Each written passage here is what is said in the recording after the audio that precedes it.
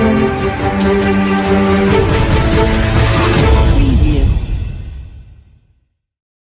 and welcome. My name is Zaffar Iqbal and you are watching the Mojo Story. Prime Minister Narendra Modi and Uttar Pradesh Chief Minister Yogi Adityanath inaugurated the Uttar Pradesh Global Investors Summit 2023 in Lucknow today. While industrialists like Mukesh Ambani, Kumar, Mangalam, Birla and Anand Mahindra addressed the inaugural session of the state summit and announced big investments in UP, Gautam Adani was missing from the list. This comes after UP Discom had scrapped Adani Group smart meters bid worth 54,000 crores. Adani Group has been in the eye of storm after a report by Hindenburg accusing Adani's companies of brazen stock manipulation and accounting fraud scheme over the course of decades. Now, the question that we are asking on the show is the BJP trying to distance itself from the Adani Group given the Hindenburg controversy and the parliament ruckus that followed thereafter? We're joined by an eminent panel, Ashwini Shahi of the BJP, Rahul Eshwar, who joins us. He's an author and a political commentator. Welcome to the show. We are also joined by Ashwini Shahi of the BJP, and we joined from Congress by by Dr. Pankaj Shrivastava from the Congress. He joins us. Welcome to the show. And from the Samajwadi Party, we're joined by Pratap Singh. Welcome to the show. If I may start with you, Ashwini Shahi, is the BJP now trying to maintain a distance from Adani, given the fact that he was not in that summit today, while there were other prominent businessmen of the country? Zafar जी, देखिए, अडानी जी के काफी project हमारे उत्तर प्रदेश में चल रहे हैं और जो समिट में बाकी और लोग भी आए थे, पूरे प्रदेश के, पूरे देश के, पूरे विश्व से कई देशों के 13 देशों से ऊपर के लोग आए थे आज। और उसमें अडानी जी का हमारे बुंदेलखंड में बहुत से प्रोजेक्ट चल रहे हैं और उत्तर प्रदेश में ठीक ठाक चल रहा है, तो इसलिए कोई अभी उनको हो सकता है कि उनको इन्वेस्ट ना करना हो, बट अंबानी जी आए, जो आए उनके बारे में हम लोग बात कर रहे हैं, क्योंकि इतना बड़ा आज इवेंट का जो है वो हुआ उत्तर प्रदेश की धरती पर। ये आज हम लोगों ने 23 लाख करोड़ का लक्ष्य रखा और 32.92 लाख करोड़ का जो है एमओयू साइन हो गया है। और इतना अगर उत्तर प्रदेश की धरती को कुछ जो है देकर जाएंगे लोग, क्योंकि यहाँ पर हमारे पास रोड है। माननीय प्रधानमंत्री जी ने कहा कि 5 एयरपोर्ट, इंटरनेशनल एयरपोर्ट, उसके बाद हाईवे 6 एक्सप्रेसवे, सबसे ज्यादा एक्सप्रेसवे देश में हमारे प्रदेश में, वाटरवेज, ये सारी सुविधाएं, बिजली है, हमारे यहाँ श्रमिक हैं, हमारे यहाँ युवा हैं, इतने लोगों के साथ हम उत्तर प्रदेश में इन लोगों का इस्तेकबाल कर रहे हैं। तो जफर जी, उसमें क्या मिसिंग है, क्या नहीं है, आज चर्चा उसकी न करके ये चर्चा सिर्फ देखिए कि आज उत्तर प्रदेश को क्या मिला। जो एक बीमारू राज्य था, लोग आना नहीं चाहते थे, लोग यहाँ पर इन्वेस्ट नहीं करना चाहते थे, आज लोग आए। एक संगम जो इलाहाबाद में हम लोगों को माघ महीने में दिखता है, महाकुंभ लगता है, वो आज व्यवसायियों का महाकुंभ आज लगा था और अभी 2 दिन और चलेगा। देखिए कितने बढ़िया बढ़िया अपने उत्तर प्रदेश के लड़कों ने स्टार्टअप को वहां पर प्रेजेंट किया हुआ है। आप वहां पर घूमिए, जाकर पता चलेगा कि क्या क्या चीजें वहां पर लेकर निकली है और उत्तर प्रदेश आज इसकी खुशियां मना रहा है।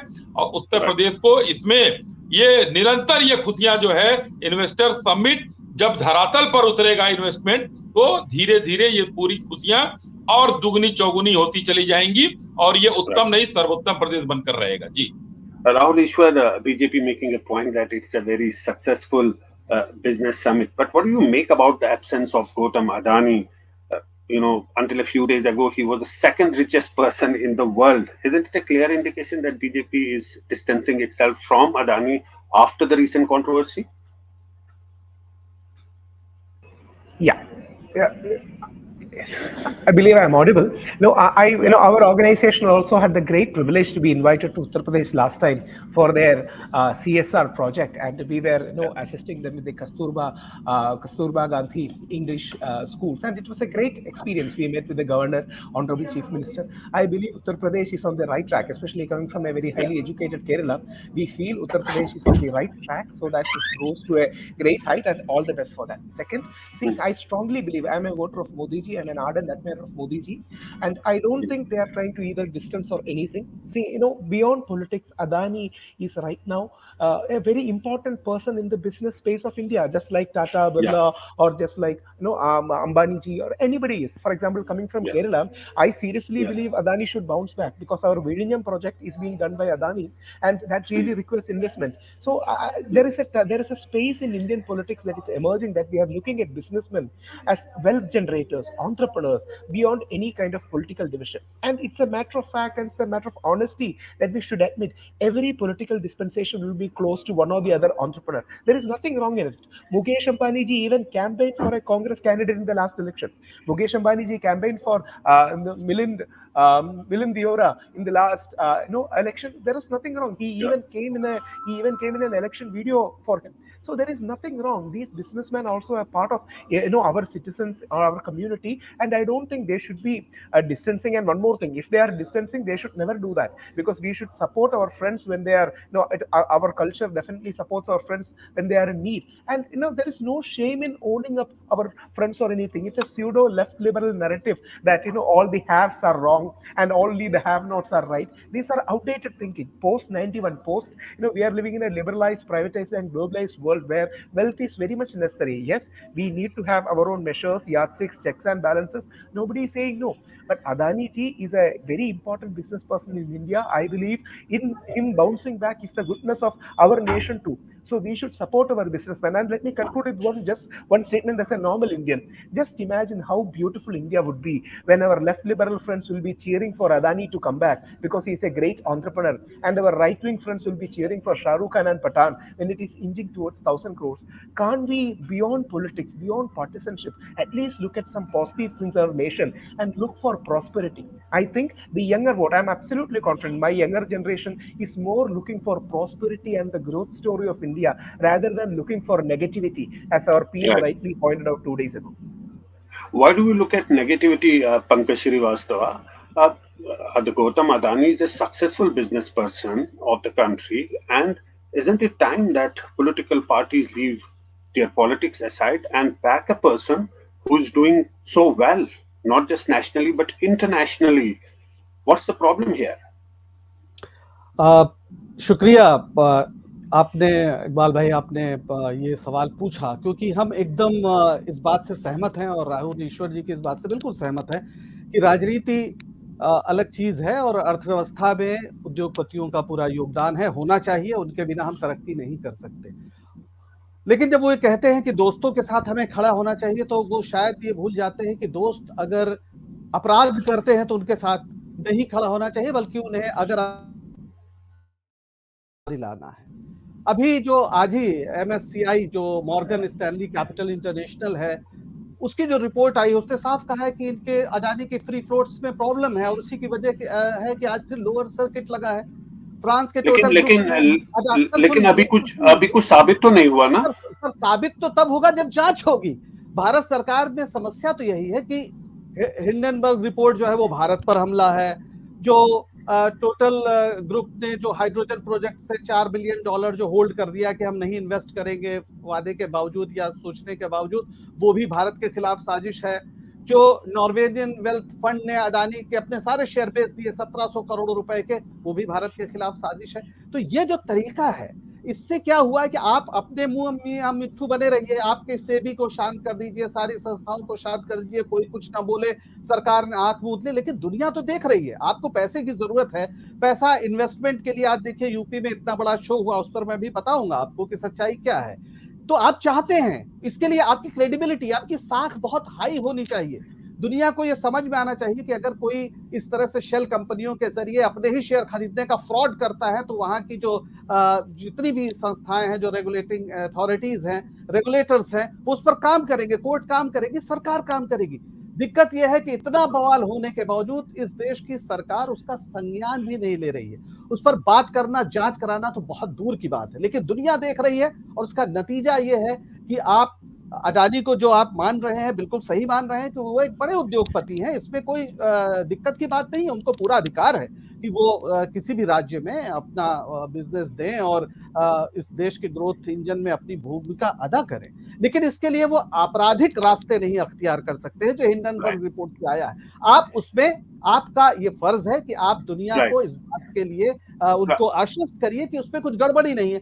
अभी बड़ी बड़ी बातें इस यूपी समिट के लिए 2 मिनट में कह देता हूं। अभी जो बात हुई है, 5 साल पहले भी 2018 में ये ऐसे ही समिट की गई थी। 4,28,000 करोड़ के एमयू साइन हुए थे, 1,045 कंपनियां आई थी, लेकिन हकीकत क्या है? आज सिर्फ 9%, 106 कंपनियां काम कर रही हैं और दुनिया के 17 देशों में।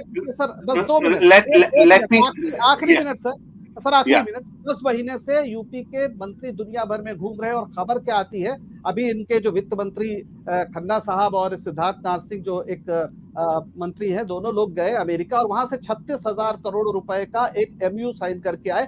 एक यूनिवर्सिटी से उसका नोएडा में कैंपस खुलना था और दावा किया गया 35,000 करोड़ का निवेश आएगा, 6 लाख लोगों को नौकरियां मिलेंगी, और पता ये चला कि वो यूनिवर्सिटी ही फर्जी निकल गई। Right. We'll talk about this. But let me go to Ram Pratap Singh. Hold on, Pankaj Shrivastava. Hold on. I'll come back to you, but let me go across to Ram Pratap Singh. Sir, there are systems in place. There are checks and balance. SEBI is looking into the matter. Don't you give the systems a chance to investigate it? But before you answer, would like to play that sound bite of Akhilesh. What exactly he said today when he indirectly referred to the links between the ruling dispensation and Adani. If we can play that sound bite. Bharatiya Janata party को vitamin A बहुत मिल रहा है, इन्हें कमी नहीं है, इन पे vitamin over हो गई है। और इसलिए मैं कह रहा हूं, इनका हिसाब किताब देखोगे तो इन्होंने क्या खेल खेला सोचिए आप। एक समय नहीं, वो गलत समझ रहे। विटामिन ए मतलब जो उद्योगपति हैं।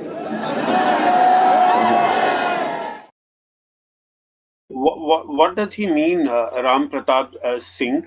Obviously, I was saying that there are systems in place, there are checks and balance. So why is the opposition making this such a big issue? Why don't give the system at some time to investigate the matter? Please unmute.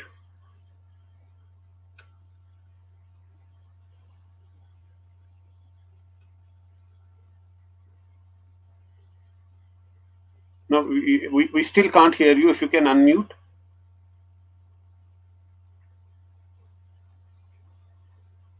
I think we have some problems with the line there.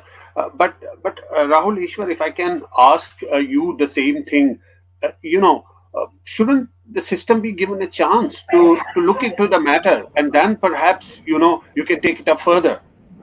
I'm sorry for being politically incorrect. Let me be very blunt. Let me be very blunt and honest. See, when you're really involved in market, it is not going via all the so-called diktats that we believe in. There are a lot of gray areas. We all know valuation of a company is usually exaggerated. Yes, it should not go to skyrocketing. I'm a strong supporter of Adani, but even people like me had raised criticism years ago that they are a bit deeply over leveraged. Yes, there are constructive criticism that we need to give towards anyone, be it businessman or politician. But at the same point of time, we should do it with a constructive mindset. See, when Adani ji's 100 billion rupees are being, or 100 billion worth of assets are being wiped out, it's a national loss too. Because whenever our businessman is failing, it is our loss. Tomorrow, even if it is closer to Congress dispensation or any other dispensation, the same should be our stand. See, if somebody is angry with Modi ji, they should directly take it out on Modi ji. They should not put it on Adani. In the same way, in the other side too, if somebody is having any issue with politics, they should not take it out on Shah Rukh Khan and Deepika. So we need need to have a sense of fair, balanced playing ground where we respect our wealth creators. See, wealth is very difficult to create. I am a speaker, so bhashan dena bahut aasan hai, but wealth creation is a very tough thing. So, at Right. least the coming generation should be non-partisan doing this. And yes, there should be checks and balances. That doesn't mean we should have extreme crony capitalism. That doesn't mean we Right. should sell out our national asset. There should be Right. checks and balances, but we should have investment-friendly atmosphere. The ease of Right. doing business is extremely important. We should be facilitative. Right now, we are living in a modern, pro-capitalist economy, if I can use the word. I agree to our communist friends that we should not have market fundamentalism. Yes, market fundamentalism is as bad as religious fundamentalism. Having said that, ease of doing business है तो हमारा business flourish होगा, हमारा business flourish है तो wealth होगा, wealth हो सो तो हम distribute कर सकेगा. Unless we have wealth, what else can we distribute? So I believe we Right. should have a facilitative attitude towards our businessmen. That is my humble submission. Right. Ram Pratap Singh, can you hear me now? No, we can't hear you. If you can unmute, you're still on mute.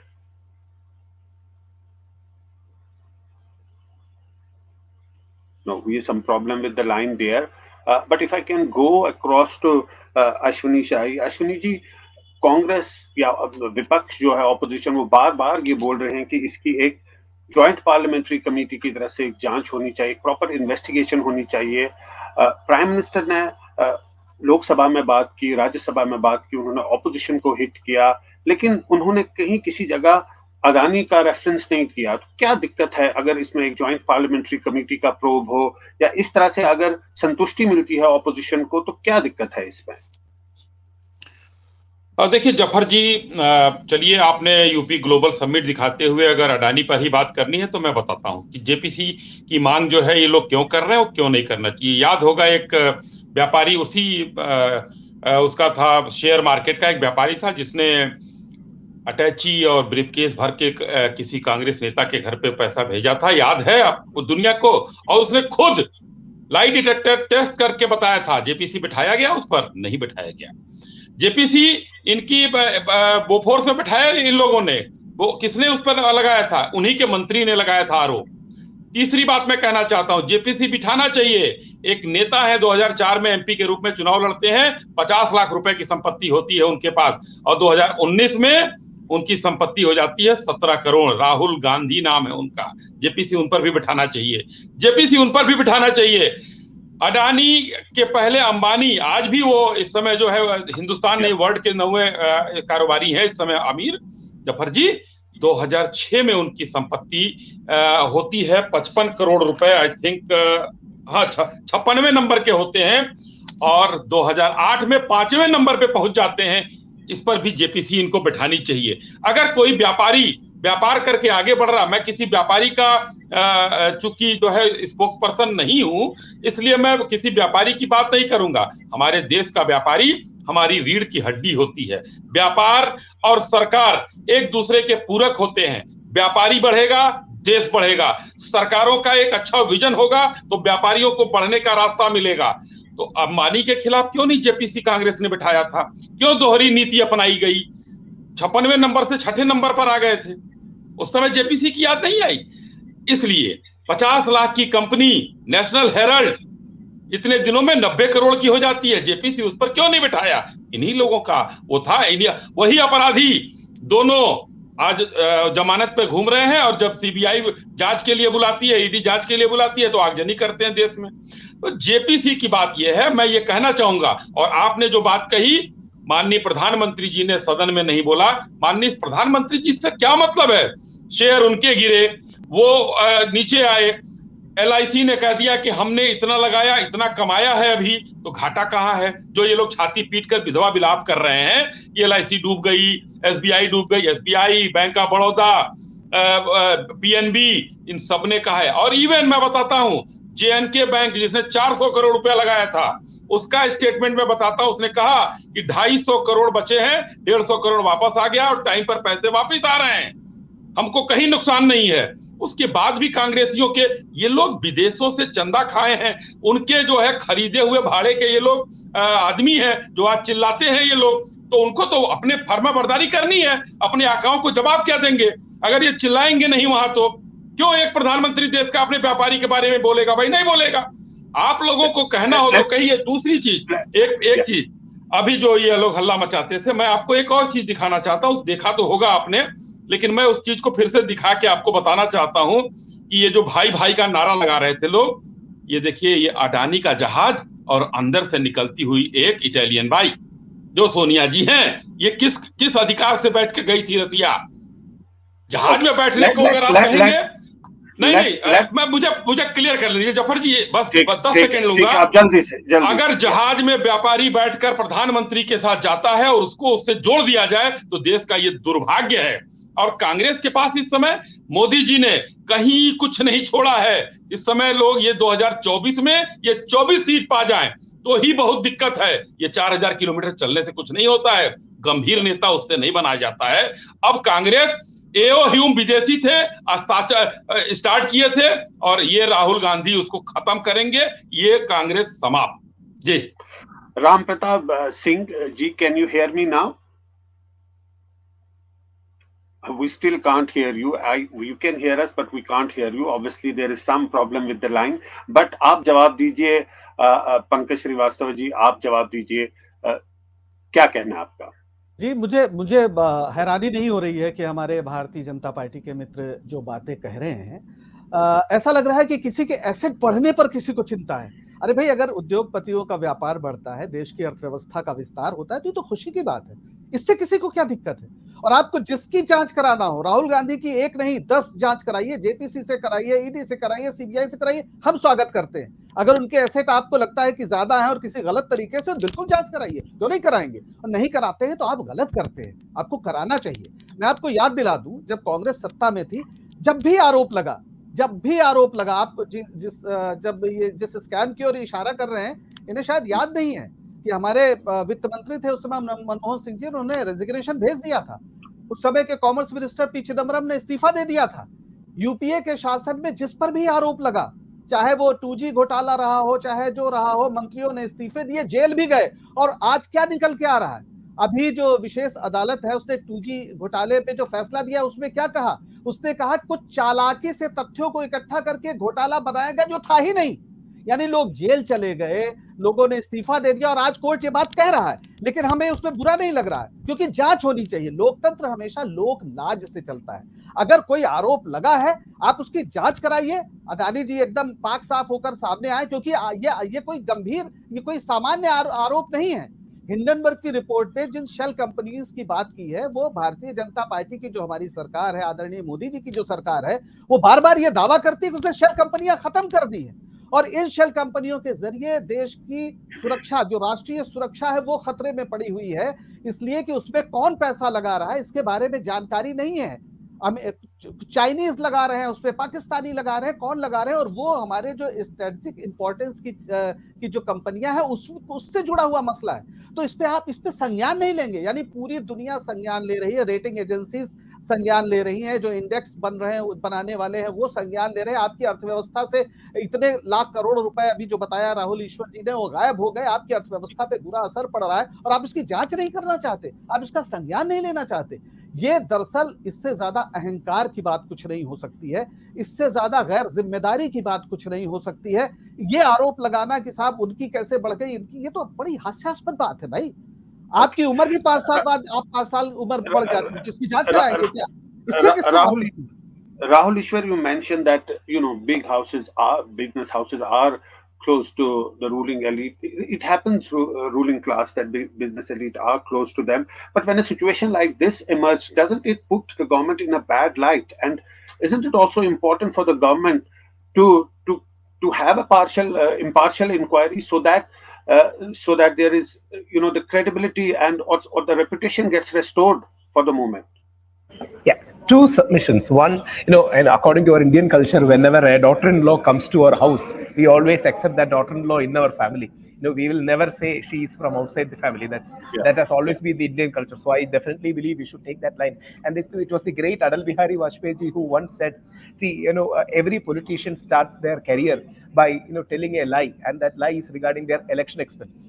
that election expense is something that everyone overshoots, everyone hides, but everyone agrees that it's a common technicality. So when we really do business is beyond mere technicalities. Yes, there should not be exploitation, there should not be any kind of extortion, there should not be harming common people. That's absolutely given. Having said that, right now we have moved from a socialist paradigm into a more capitalist paradigm. That's a fact. BJP and Congress both had Gandhian socialism as one of their founding principles earlier. But we are right now in a more market phase. That's the upmarket phase of India. Maybe in some decades we will have a role reversal. But right now, India needs more money. India needs more resources. We have such demographic dividend. That's the reason why every business house is close to one or the other political formation. Otherwise, both parties cannot survive. Because where will any political party bring such huge amount to contest in elections? Because we all know, we cannot trace it from common people. Similarly, business policies will be slightly tweaked. Slightly, I'm again using the word slightly tweaked in favor of one or the other companies. It's an accepted practice. Everyone knows and nobody says on camera. See, that's the tragedy of India. Everyone knows the truth behind, but nobody says that on camera. And by the power of debate, we try to, win in this argument. We should be more honest. Right now, Adani is a national asset. We should honestly acknowledge it. Just like Tata once was, or Tata still always is. Tata is an eternal entrepreneur. Tata or Ambani or Birla, they are the part of Indian growth story. And please remember, even our father of the nation, Mahatma Gandhi, was never the old school, hardcore communist who will push away the entrepreneurs. He used to have very good, comfortable relationship with Birlas at that point of time. All the entrepreneurs, he used their energy, especially wealth energy, for our national freedom cause. We need such kind of a facilitating attitude. Along with that, if there are any wrongdoing, shortcoming, criminal activities, they should definitely be explored. Nobody is saying no. But things like valuation are very openly done in every industry, and that's a given. Every company exaggerates it by 10 times or 20 times, and everyone knows it too. Yes, there should not be a stratospheric valuation, that's a given. But having said that, we should be more supportive to our businessman community. Unless they generate this wealth, where are we going to bring this wealth from? These people should be generating wealth, and these people should be our Indian brand ambassadors. Whether it is Ambani, whether it is Adani, whether it is Tata, whether it is Birla, or whether it is any other company, they should have that facilitating attitude. Otherwise, government will always fall short of with this deficit budget. So let us be honest, let us be open, let us be transparent. At the same point of time, having a facilitative culture towards business is absolutely needed for India's growth. US followed this model, Europe followed this model. That's the model we have to follow. Right. Pankaj Shrivastava, you want to come in before I give the last word to Ashwini Shahi? बात को थोड़ा सा मैं बस विनम्रता पूर्वक उनसे असहमति ये दर्ज कर रहा हूं कि ये कोई कम्युनिस्ट मोड ऑफ सोसाइटी या सोशलिस्ट मोड ऑफ सोसाइटी का कोई ये बहस नहीं है। जो अडानी जी भारत में कर रहे हैं वो अमेरिका में नहीं कर रहा। हिंडनबर्ग की इसी रिपोर्ट से अमेरिका के कितने बड़े बड़े बिजनेसमैन किस तरह से मुसीबत में फंसे हैं और वो वहां गए हैं। उनके जो रेगुलेटर्स हैं वो इतने वो अपनी जिम्मेदारी को महसूस करते हैं, क्योंकि भरोसा साख सबसे बड़ी चीज है। अगर आप LIC और SBI को एक ओवर प्राइस पे आप उनके शेयर बिकवाते हो तो आप हमारे पैसे पे, जो इस देश की जनता का, करोड़ों लोगों का जो पैसा लगा हुआ, उसके साथ आप खिलवाड़ करते हो। ये सामान्य बात नहीं है कि इसमें कोई कैपिटलिज्म, सोशलिज्म और कम्युनिज्म या गांधीज्म का कोई मसला है। ये सीधे सीधे रूल ऑफ लॉ को मानने का मसला है और इसमें अपराध हुआ है।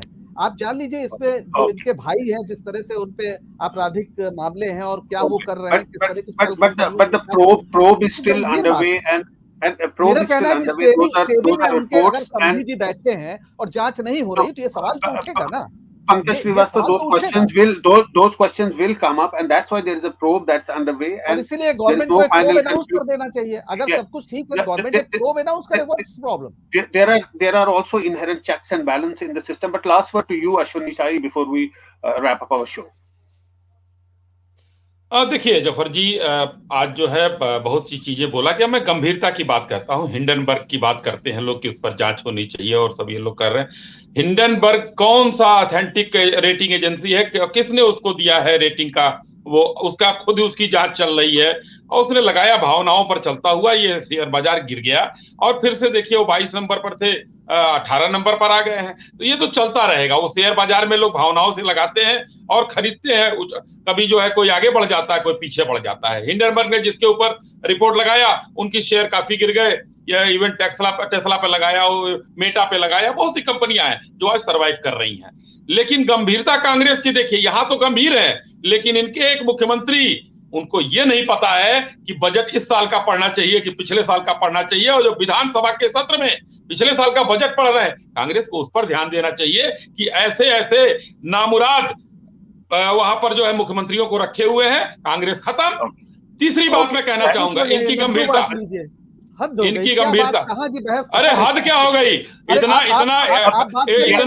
इतना बेशरम बिना पढ़ा लिखा मुख्यमंत्री,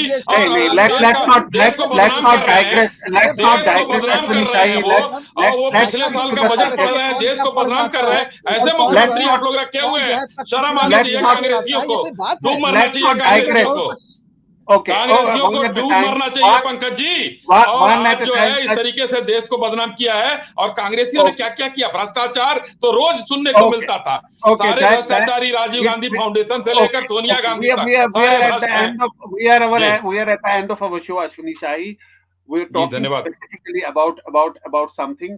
We don't need to digress so clearly. That brings us to the end of our show. Thanks to all our panelists for joining us. That's all we have on today's show. Thanks for watching.